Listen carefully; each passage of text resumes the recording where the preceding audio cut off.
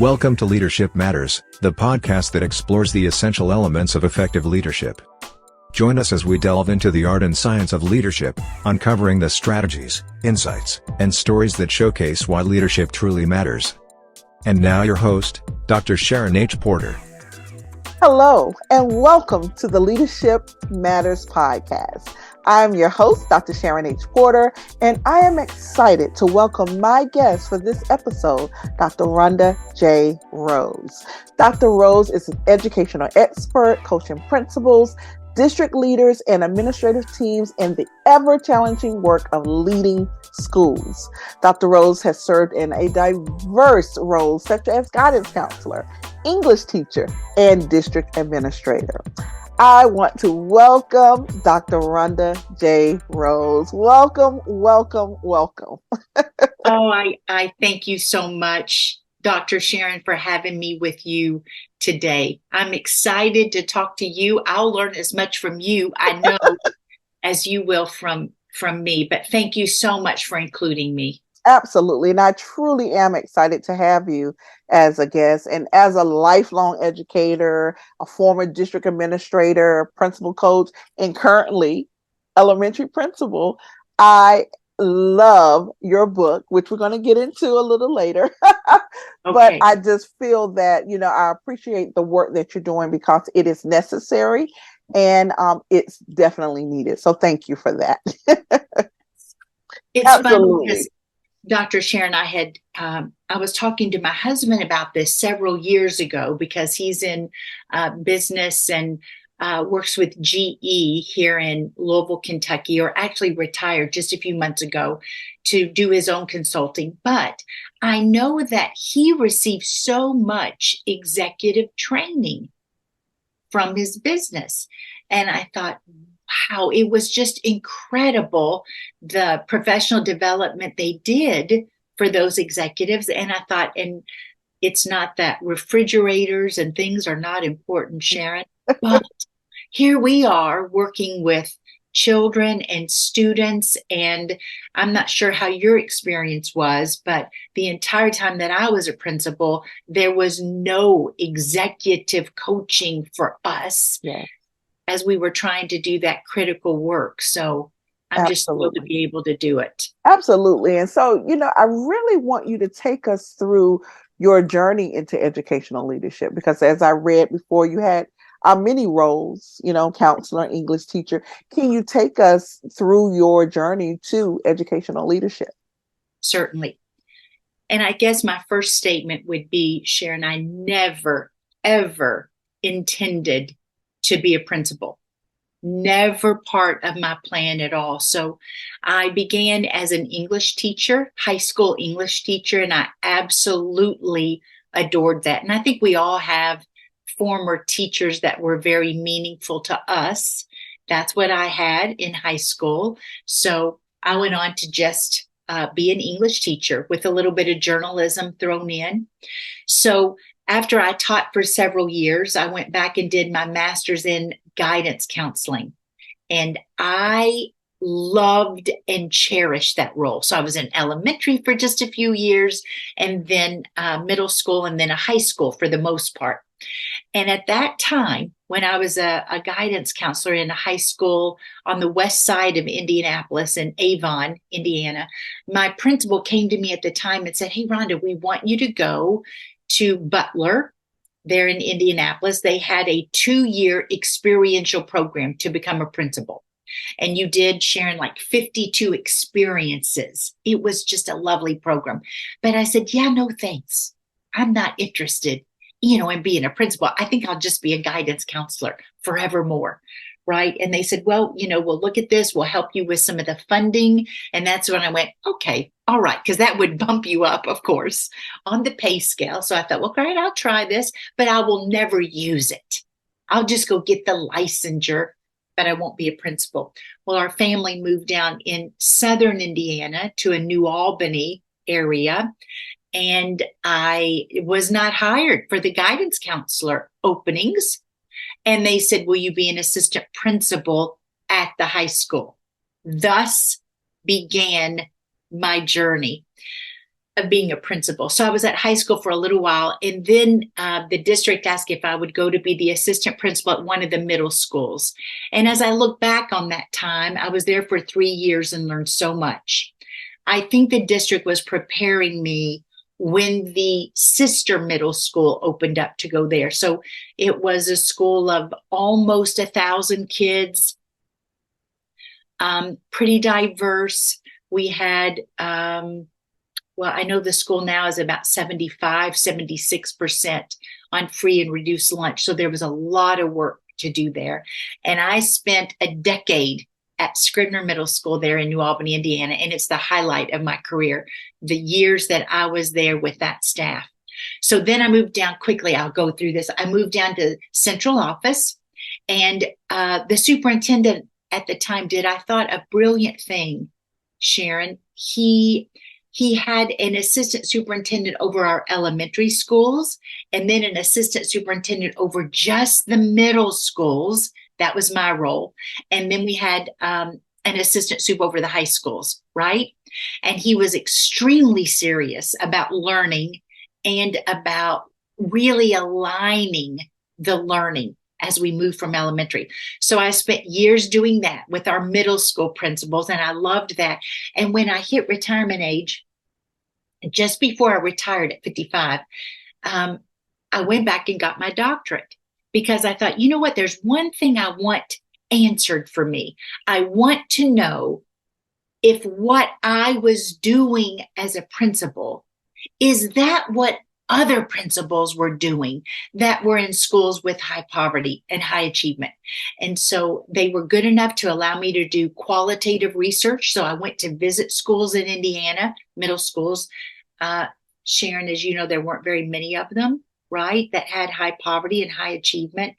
But that was a life-changing experience for me. They were doing most of the things that I had tried to do in my leadership, but they were doing them at an even deeper, more focused, more intentional way. So I spent years of my career wondering, am I doing what effective principals do? Am I doing that?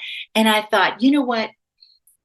My friends, because once you've been a principal in the same area for so long, they had asked me to come and start sharing with their schools and districts. Hey, why'd you find out?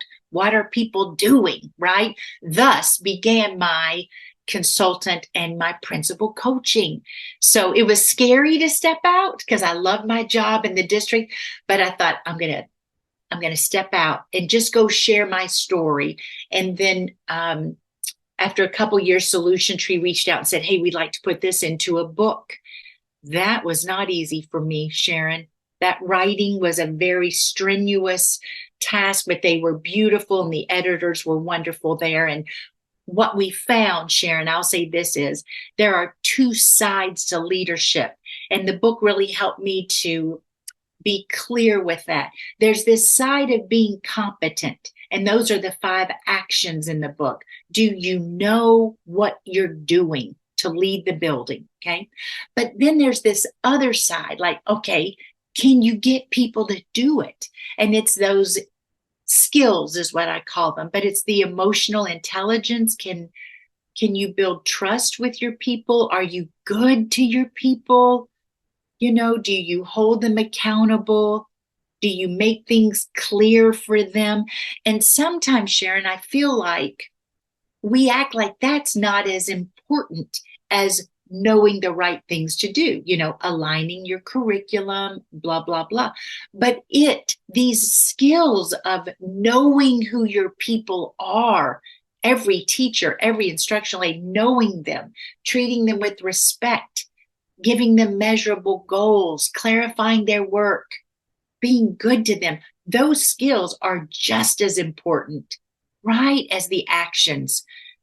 Well, that was a long-winded answer, but that's how I ended up where I am. No, I absolutely love it because it's very similar as how I got into coaching, actually, through my dissertation.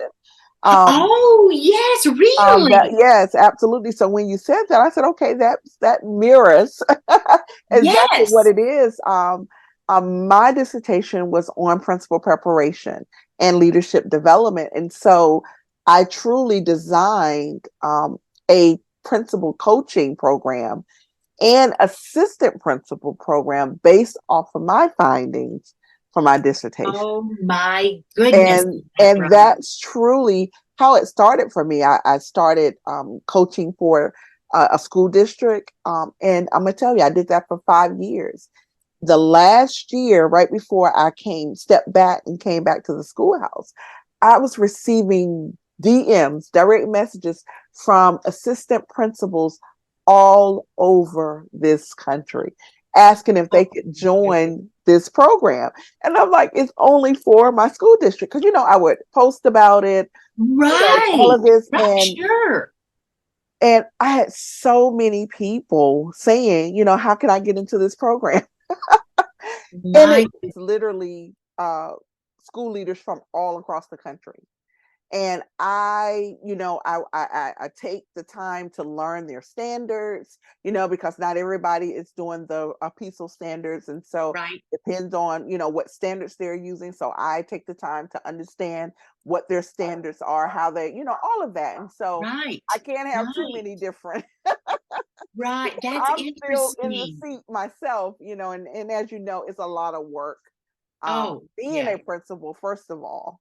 Yes. So, yeah, Gosh, Sharon, I don't even know how you're doing it, leading a building and yeah, running the cohorts. yeah. I do, I only do 2 cohorts each Okay. year, and I take 5 Okay. principals. I love that. Yeah. Yeah, I take 5 and we Yeah. spend 5 months together. Yeah. We'll do like one of the actions and one of the skills I as love it. a group. And then I meet with them individually one-on-one where they can talk about the real stuff going on in the building. So yes, I've I only love done it. 2 because Yeah. you It's a want to lot. spend so much time with each one of them to work Exactly. through their I thing. love it. I love it. Great. That's awesome. So speaking of the principal role, how, or even school district leadership, because you've done that as well, how do you feel the role has evolved over the years? Oh my goodness. I'm going to give you my opinion, Sharon, and I feel like, goodness, let's see. I'm trying to think of what year I started actually teaching. Maybe 85 I started teaching English, and then you start observing your own principles, right? Uh and they were just, schoolhouse managers way back then. And then, it's evolved into you are the lead learner of your building. And what I find now is I feel like it's more difficult to be a principal now, a highly effective principal, than ever in my career. So over these last 40 years, because these principals are trying to be, all about the core purpose of how are kids learning in my school, right? It's all about learning. But then you've got all these other things taking up your time. I call those the systems, right?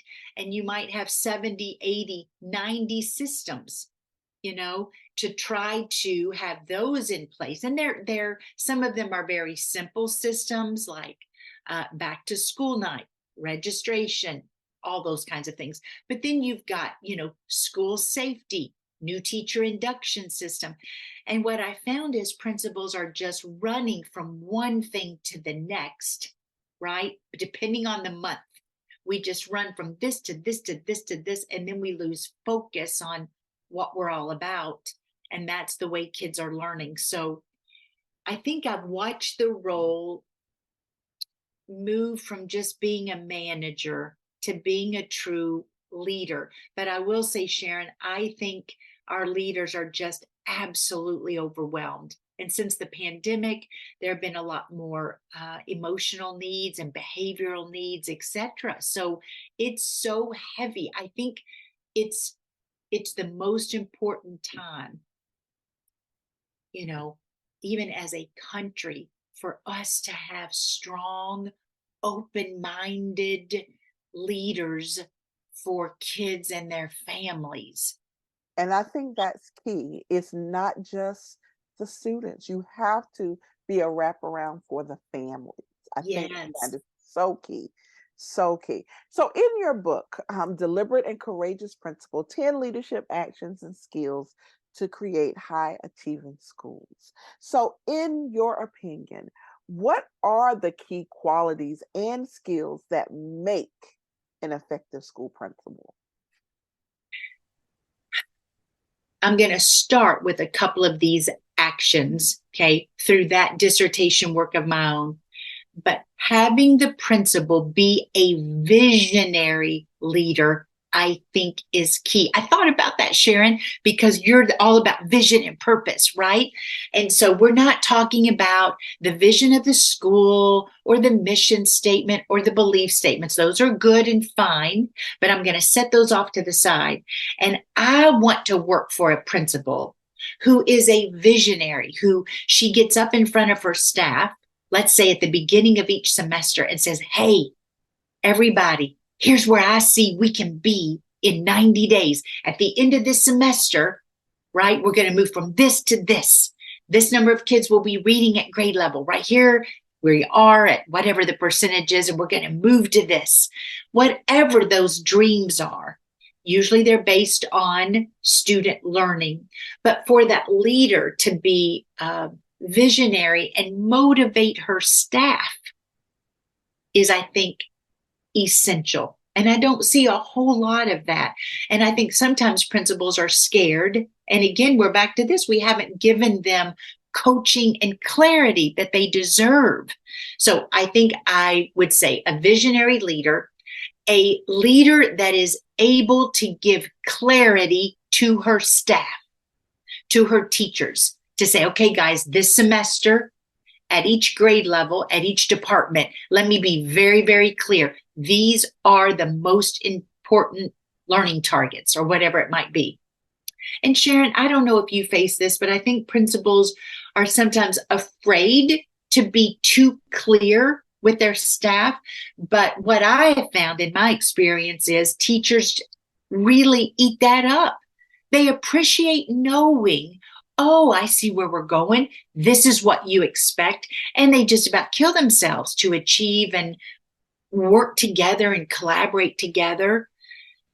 So I'm going to say a visionary who can really give clarity, who does what she says she's going to do so that she builds trust with her people. And then she holds people accountable. If she says in her vision, hey, these are the most important things, this is what I expect, then I would think she would also hold her people accountable, because those good, strong teachers in the building are watching to see if she does. And I think when the principal holds people accountable in a good, positive way, then the team will begin to hold each other accountable. That's what we're shooting for. I love it. Those are the first things that come to my mind, I think. I love that. In part 2 of your book, that's the essential skills part. I want to jump to chapter 10 because I thought that that was the one, turn inward. Yes. Can you talk a little bit about that? Because I thought that was so pivotal in what principals need to hear. Can you talk about turning inward? You know, Sharon, that touches me very much. I can only think of a couple of people that I've done podcasts with who ask about chapter 10. So I'm first of all touched that you ask about that chapter. That ending chapter, which is much shorter than the others, it's honestly just a personal sharing from me on what I did for self-care. You know, we hear so much now out there about take care of yourself. So I share in that chapter 3 things about really looking inside me. And so I share 3 things. One of those is journaling. And I started that probably back in 2009 and 10. And my journaling is not, focused, deliberate paragraph writing. It's bullet points. It's stuff I would have said to that parent if I'd only thought about it. And then I just write it all out. And then I use reflection questions like, Rhonda, where could you have been better this week? And I would write down those things. So getting that up and out of my being and onto paper, I just found it so helpful. So much so, Sharon, that when we do our new teacher induction meeting, now I mean in our school, not the district, I give every new teacher a journal. And I say, listen, every month, I'm going to give you a couple of writing prompts, write whatever comes to your head, and I'm going to read them now this first year. And then the journal is yours. And I'll write back to them in those journals so that they, I hope, can gain that experience of journaling to reflect on getting better. The second one I talk about in there is, I forget exactly what I call it, but I call it get quiet. Just sit in the silence. Some people will call that praying. Mine turned into trying to learn to meditate quietly. And daggone, it's been over a decade, Sharon, I'm getting pretty good. But just getting quiet. Now I do that daily. Back then, though, it would maybe twice a week, right? Just to sit and get quiet. Sharon, I did not do that as a leader very often. So I had read about that. I had a friend that shared her experience with it. And that began to help me quiet my own spirit. I would run around and get triggered and kind of be too reactionary. But when I found this quiet spot where I could always go to, it made me a much stronger, non-reactionary leader. So I had on there journaling, meditating, getting quiet. And my third one was go talk to a trusted colleague. And I think the difficult part here is finding a colleague that you can trust with everything in you. Because I mean the person where you say everything, because it's hard.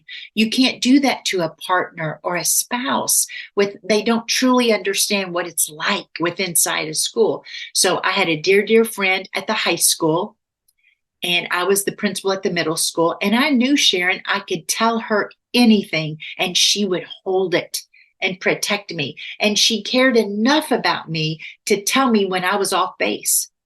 She cared enough to say, I think you're wrong on this one now.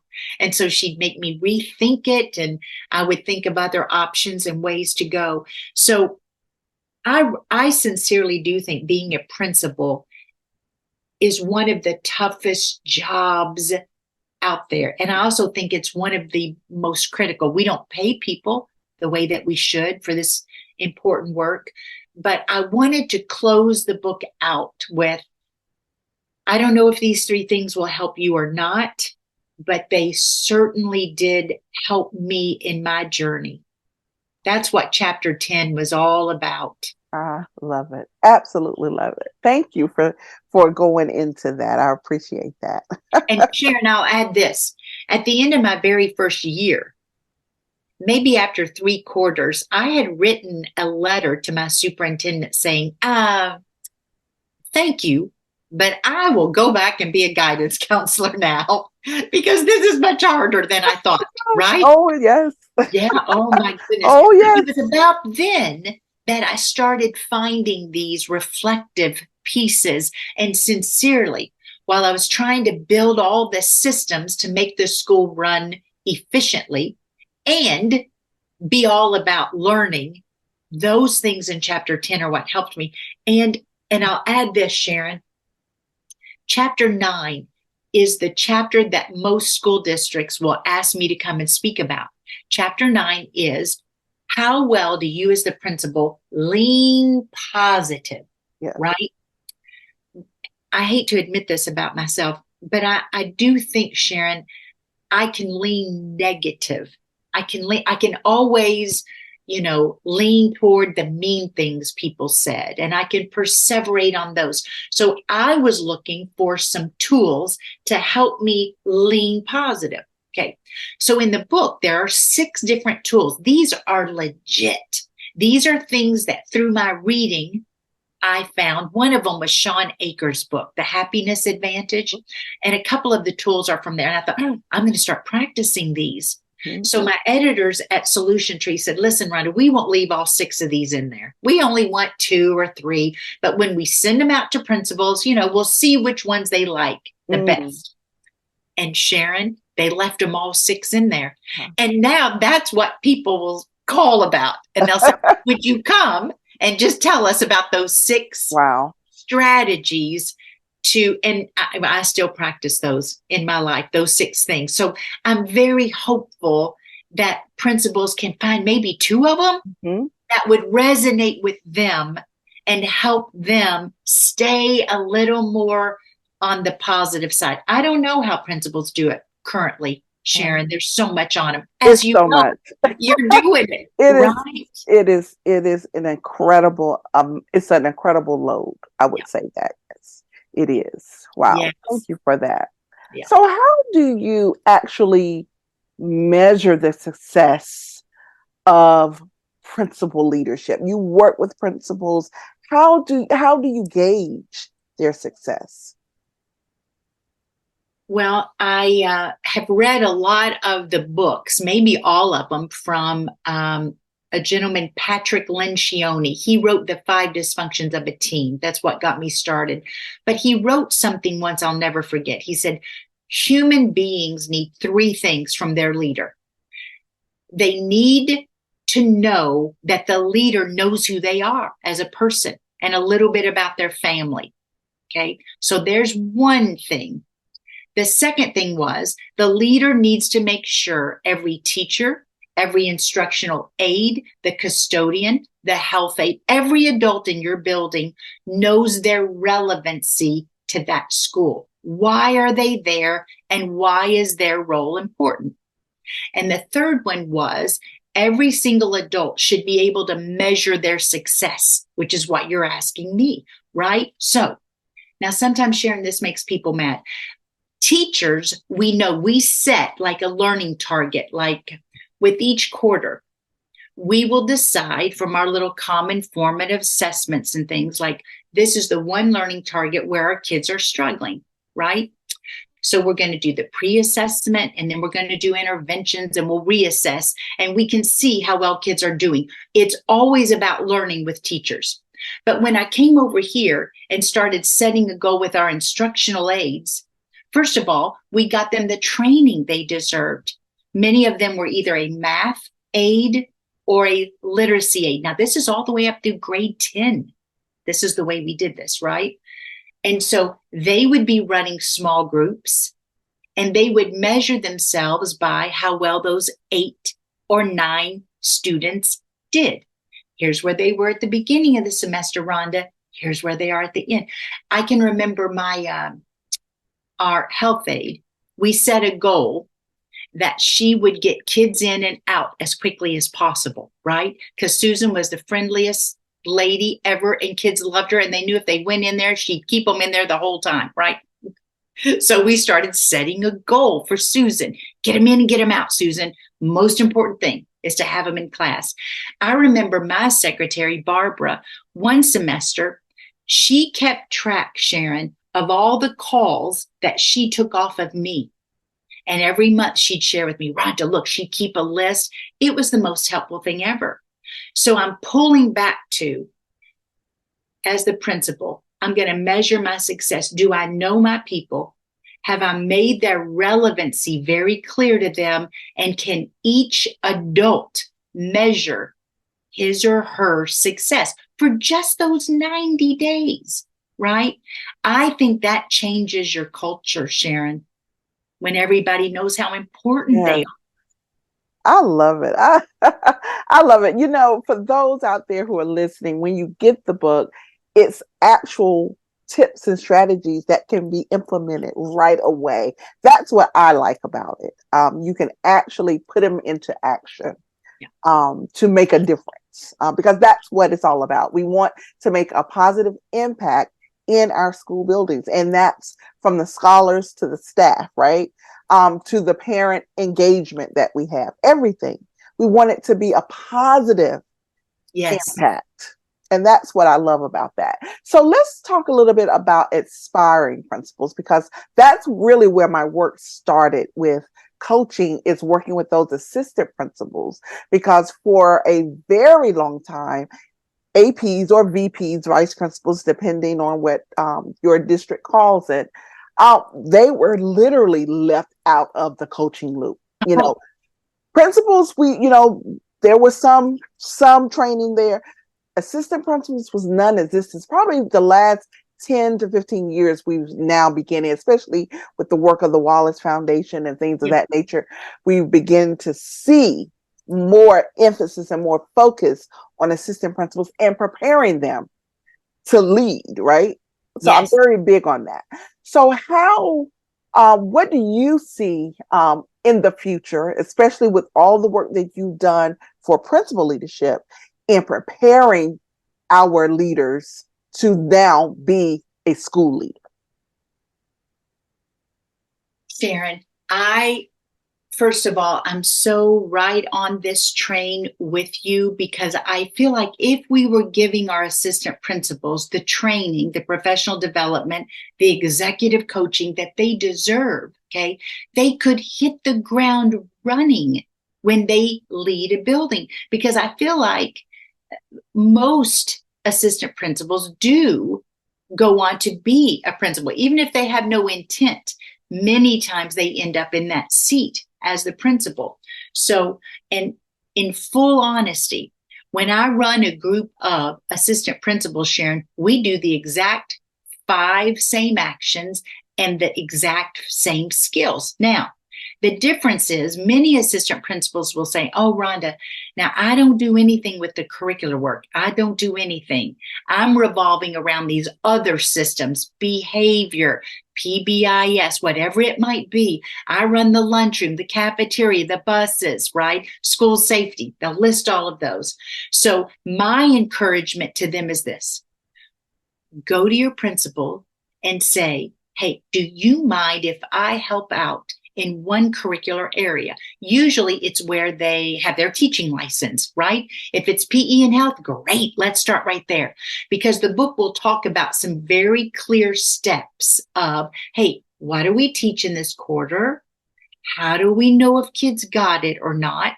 Is there a little assessment? And then what are we doing for kids that did not get it, right? So I encourage the assistant principals to go to their principals and ask to help in one of these areas. Start doing observations and evaluations in that one area. And also, Sharon, sometimes we leave our assistant principals totally out of any literacy training that we do and any of our conceptual math training.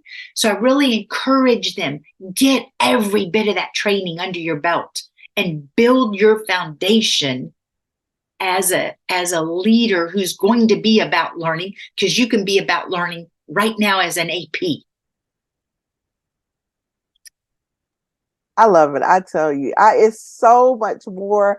I just encourage all of assistant principals, new principals, principals that's been in the field for years to really get the book, read it, and even give it as a gift. I love, that's one of my things. I love giving educational leadership books as gifts, right? I love it.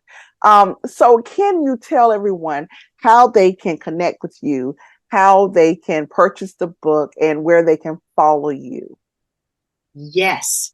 Thank you so much, Sharon, for asking about that. The first thing I'm going to share is my email. That is the absolute best way to contact me.